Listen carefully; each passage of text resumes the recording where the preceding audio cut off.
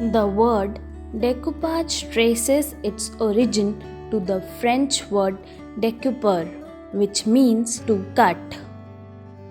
For centuries, people the world over have used the technique of cutting and pasting images, text, and pictures on objects. Modern day art form of decoupage involves decorating an object by gluing colored paper cutouts onto it in a combination with special paint effects, gold leaf, and other decorative elements, and then coating them with layers of varnish.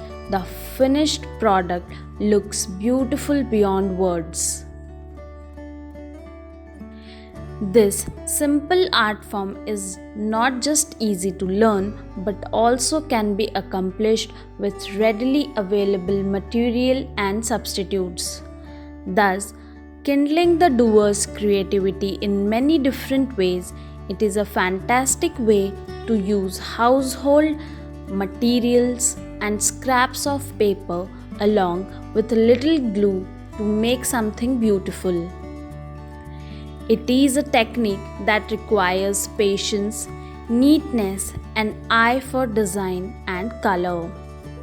Children who learn this skill greatly benefit from it because it opens their eyes to reusing things, exercise patience, build fine motor skills, and become makers.